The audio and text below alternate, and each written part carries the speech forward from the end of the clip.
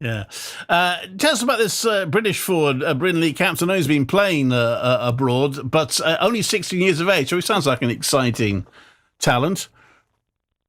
Yeah, I mean, in my opinion, he's the best under 18 British player out there. And his size has him more pro ready than maybe some of the other players in his age group. And Brindley is somebody who loves hockey, and you see that in the way he plays, and you see that in the way he skates and how hard he plays. And he's just a guy who's hungry to score goals and hungry to contribute to the offense.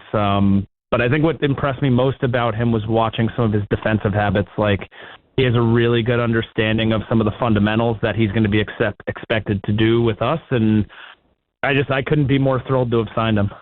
So, I mean, he's only 16 and he's sort of signed on a 3-year deal. Do you sort of throw him straight in, or will this be a gradual process? It probably will be a little bit of both. I mean, I think with a player that young, the first thing is you got to make sure you get him up to speed on the habits that you need from all of your guys, and making sure he's consistent. And that's what this year's about for him is getting him to consistently learn what it's like to be a pro, what it's like to prepare properly, the emotional management of that. But the hope would be with him that by the second half of the year, you're really seeing all that work that he put in the beginning part of the year, and then you just build on that from there. And we talked extensively about a development plan for him on all the phases of hockey and in life, and with the mental skills. So we have a plan in place to have it gradual, but the hope is to get him in there right away, because the only way you grow is if you get real experience. And nothing will excite supporters more than a young British player if he does well. Yeah, well, absolutely. And we have a good young British core with Jack Hopkins and Archie and, now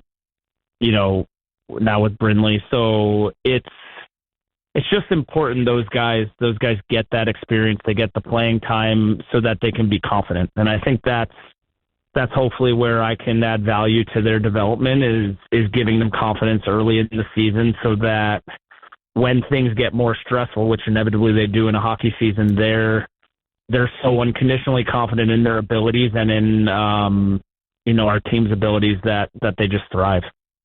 You mentioned Jack. You've also got the netminder Will Bray. He's back, and your captain, the Swedish player Tolberg, of course, back for next season.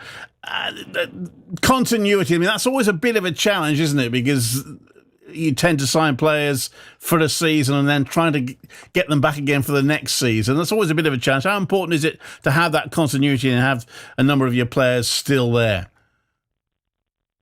I think it's important, especially for the new guys, like to have Tim and Alessio Luciani coming back. They can kind of show the new guys the way. They can show them, what it means to play for the city of Coventry, which, I think it's important that our whole team understands that we're playing for something bigger than ourselves. And that is the city and our fans. And so to have those returners be able to just explain, how important that is to us, to me, to the organization, and also really just to help them with, daily things you don't even think of, like where the restaurants are, or how to get to the rink from your apartment, or, for the North American guys, learning how to drive on the other side of the road.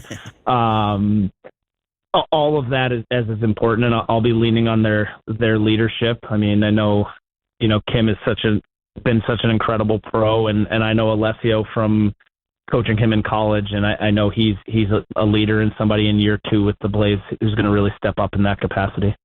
Inevitably, some players go. I guess that's an occupational hazard. Nathan Ripley off to Sheffield. Is that a blow?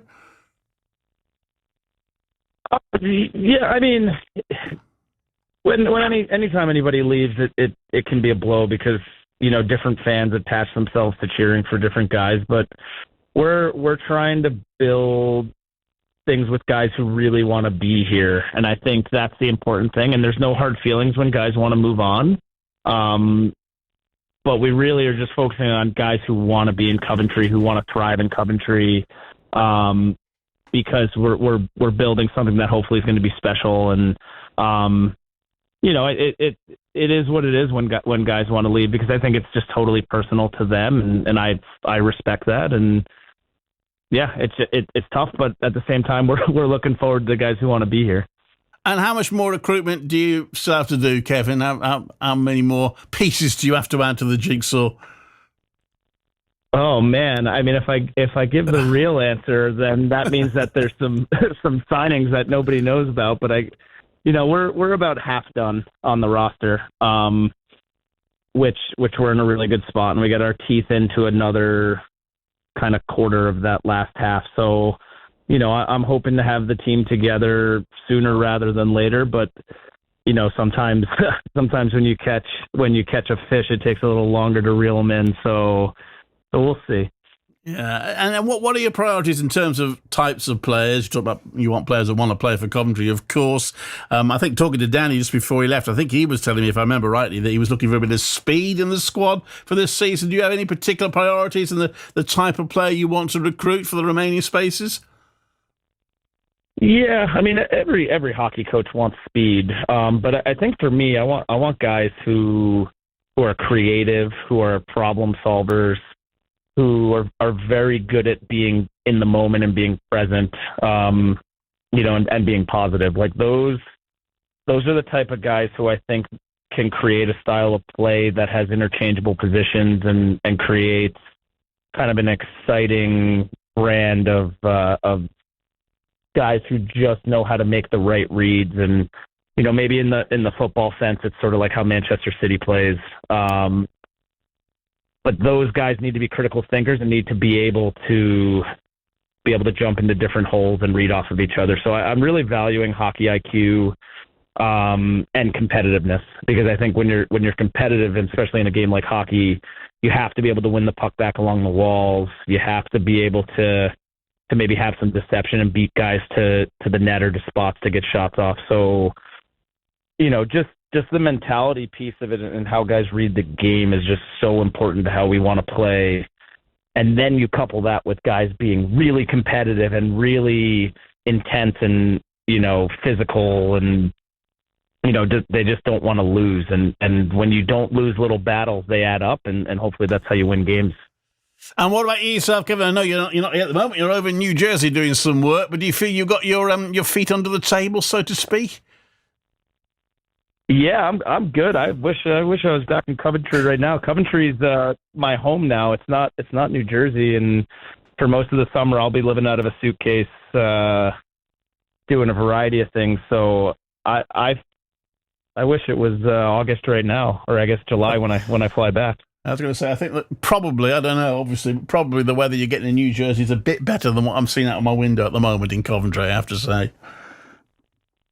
Yeah, it's not too bad. The summer's pretty good in Jersey. So, Kevin, look forward to talking to you throughout the season. Thank you very much indeed for keeping us updated.